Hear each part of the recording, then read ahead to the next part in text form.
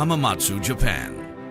an industrial city 150 miles southwest of Tokyo, home to the Suzuki Motor Corporation, a company with over 100 years of manufacturing history. By the early 80s, the engineers at Suzuki had been producing motorcycles for 30 years. The company's ethos of passion and enthusiasm meant many of the company's motorcycle designers not only rode, but raced bikes themselves. And their experiences racing on the track provided critical feedback in the unrelenting process of constantly redesigning and re-engineering Suzuki's next motorcycle.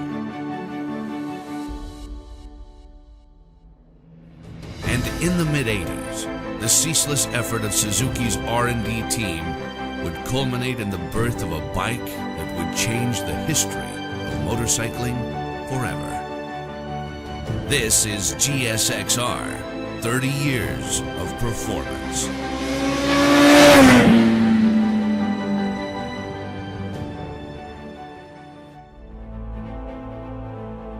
"30 years ago, Suzuki introduced the Gsxr 750,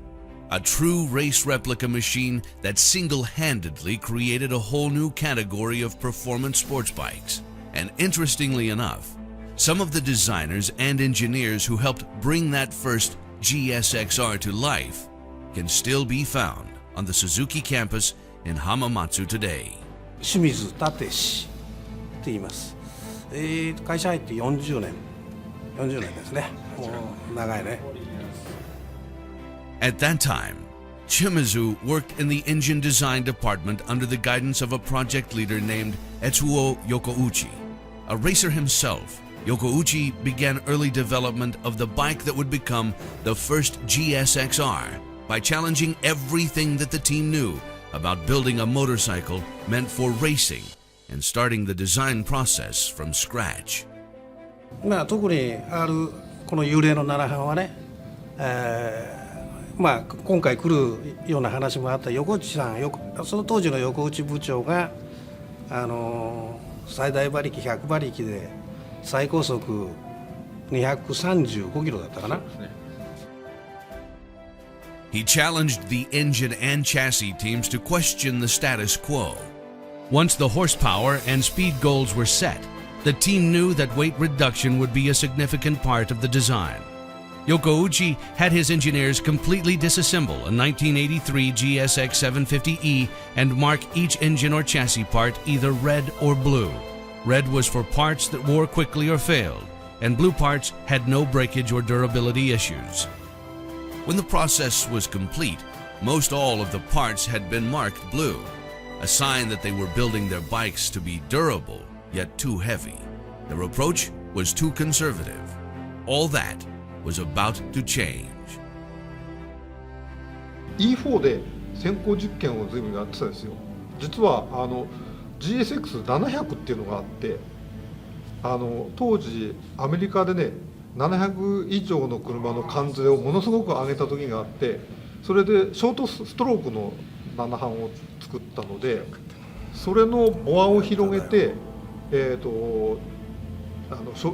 時としてはショートストロークの7班ができたので、それで先行実験やってて、でエアクリーナーマフラー付きで97馬力までは出してましたと立さんが。だけどそこまで出すとスパークプラグのネジのところにアルミが癒着して出てきちゃったり、シリンダーのスリーブがズルズルになっちゃったり、あとバルブが歪んじゃったりいろいろあった、もうだけどもう馬力は出せるけど市販車として出すのは難しいなっていうふうにね。One of the main problems the engine team was facing was heat dissipation. Water cooling was not a viable option at the time due to added weight. So Yokouchi and engine group leader Tetsunobu Fujii came up with a new approach, an engine that had enhanced air cooling and an oil-cooled system. Every part of the new engine was also scrutinized for weight savings. And not only did they achieve weight savings, the engine was also durable. the engineers tested and ran the engine at redline for more than 24 hours with no breakage issues whatsoever. By reducing the number of components and welds required for the frame, they were able to get the frame weight down to just over 17.5 pounds, less than half the weight of the Gsxr's predecessor. In late 1984, the Gsxr was finally ready to be unveiled to the world at the Cologne show. When the cover was pulled off of the Gsxr 750, everything about the bike from its specs to its appearance electrified the motorcycle industry. This was a radically light, race-ready motorcycle, and something the general public did not expect from Suzuki, who was known at the time to be careful and conservative. The Gsxr 750 achieved a 1-2 finish in its World Endurance Championship debut race, the Le Mans 24-hour. And when the bikes began to reach the general public and began rolling out on the road and tracks worldwide, it did not take long for Gsxr's popularity to take off. さっき言ったね、さっきあそこで言ったように私サイクルワールドのテストでテキサスで24時間耐久行ったんですよ。でその時に750での最高記録を作ったよっていうことになって。During the late 80s and 90s, the Gsxr became known worldwide as a sport bike leader in racing, and development of the Gsxr models continued as new performance standards were sought after. The teams working behind the scenes on the bike had intimate and up-close feedback about improvements, because they were some of the people pushing the bike to its limits firsthand. ですからこの3人とずっと一緒に実験とか、あと社内クラブのチームタイタンっていうのだったもんで、うちがコアサイクルのエンジンやりだしたから耐久レースでなきゃいかんじゃないのっていうのがやっぱりレースチームの人から話があって、それで今度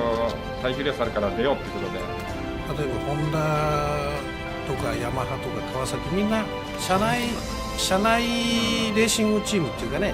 社員がやってたレーシングチームがあって、やっぱり鈴鹿の耐久なんかだとワークスが出てる中でその後社内のチームが出てた。でどこもそうは言ったって社内だもんで、どこがワークスでどこがチームだか分かんない、ライダーが違うだけのような車になってるんですけど、そういう中で、自分らでエンジン作って車作ってでレース出てたと。Even to this day, the engineers who made up Team Titan are proud to recall some of their top finishes, and are quick to note that even amongst all the other professional and company teams, they frequently finished well and never fell below 10th place in the rankings. Not bad for a group of full-time engineers and designers. 今自分も86年モデルに未だに乗ってます。でまた開発したっていうところで、どこを壊れた何かあった時にどこをいじればいいかってそれなりに分かって未だにもう29年ですかね経ちますけど。In the late 80s and throughout the mid-90s, Suzuki continued the development of the Gsxr, and every new model of the Gsxr was designed with new technology and improvements learned on racetracks from around the world.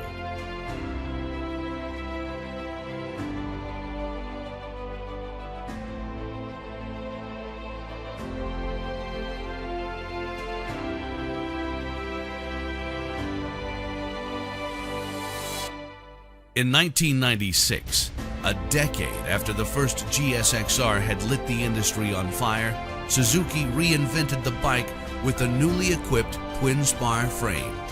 Taking inspiration from their GP bike, the new Gsxr featured a shortened wheelbase with smooth drivability, all weighing in at under 400 pounds. それで85、6年頃に、レースグループにいる時もなんとかこの横を通したツインスパーのフレームしてくれないかって何度か話出てきたんですけども、どうしてもエンジンがバカ広くてですね、ちょっと作れなくて、いかせない形でずっとやってました。で、96年の7年の時で初めてもう設備を起こしてシナピッチを狭めるって話になりまして、で同期で同郷の西川さんという人がいその人のエンジン選べて私が車体選べるんですけども、本当しょっちゅう通ってですね、もっとエンジン小さくしてくださいって言ってお願いしてですね、でフレームもすごくなるようになってですね。And that is the story of how the Gsxr was born. From the Suzuki campus in Hamamatsu, a small Japanese coastal village, to garages and paddocks all over the world. That was the tale of where and how the bike began. Next time we'll look at how it has evolved today, its right place in motorcycling history, and, most importantly, what lies ahead in its historic lineage.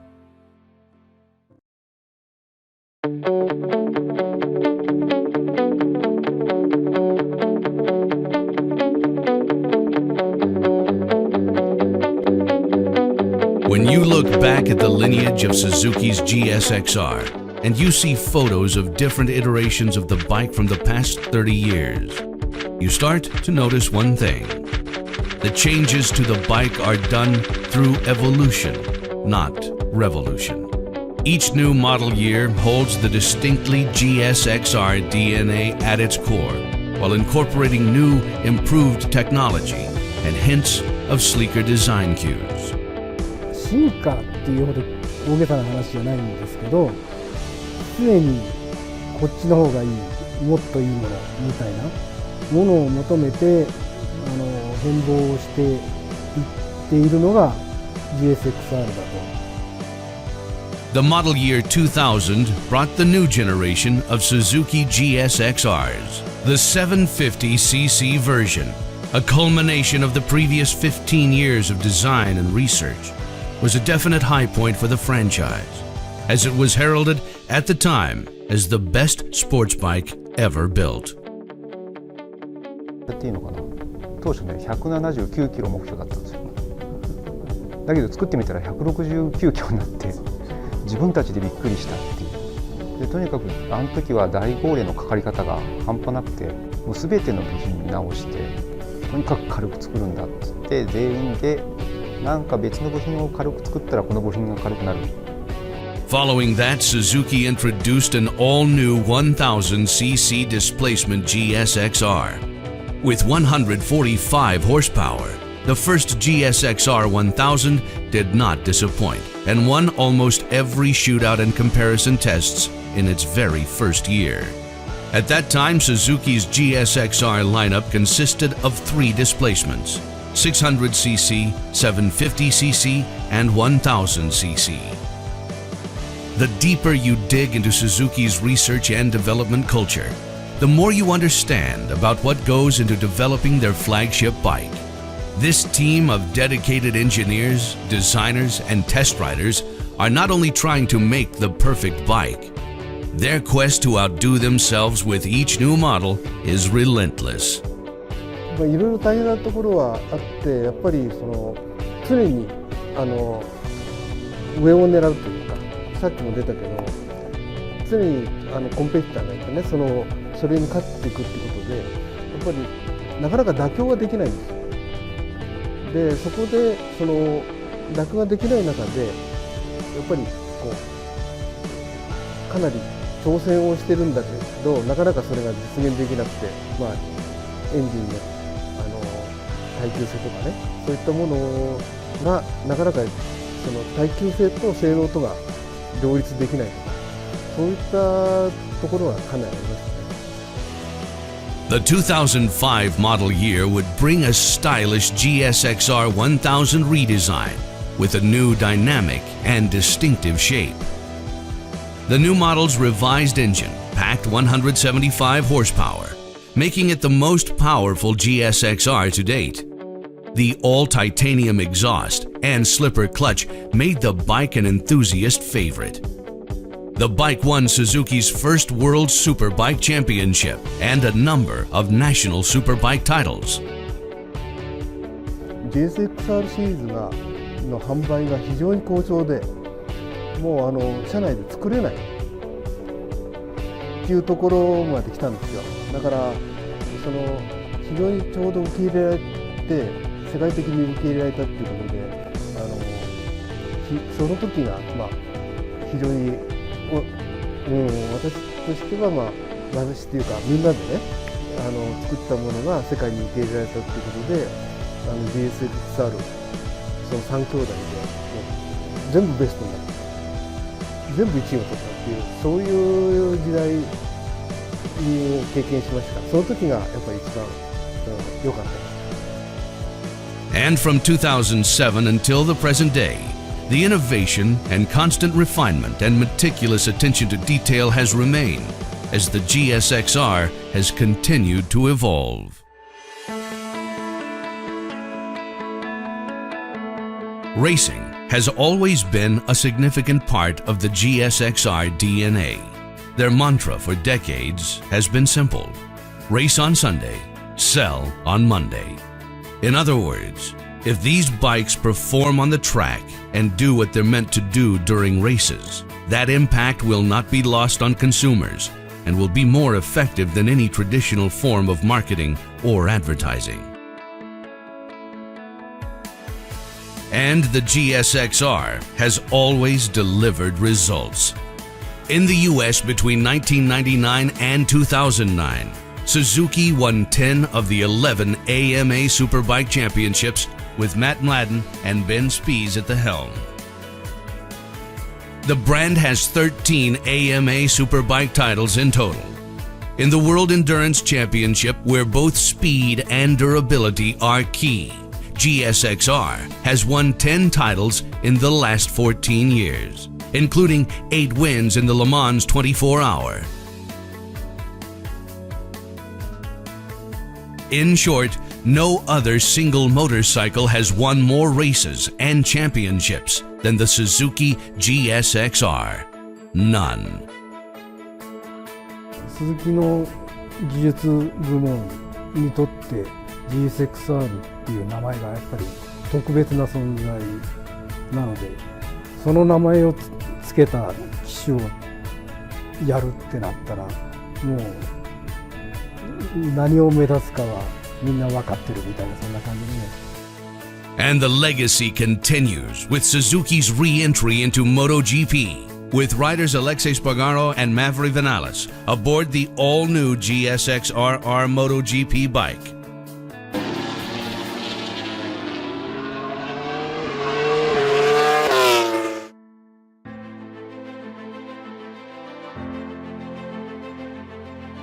From the test track at Suzuki's Hamamatsu headquarters, seeing the Gsxrs from past and present, you can't help but feel that this is a special bike with a special story. Unlike anything the motorcycle world had ever seen before. And when you look back at how far the Gsxr has come, it's only natural to wonder what's in store for the future. テストライダーになってもう27年になるんだけど、そのうちの25年ぐらいは、ほぼ Gsxr に、今でもやれて育ててて、で次に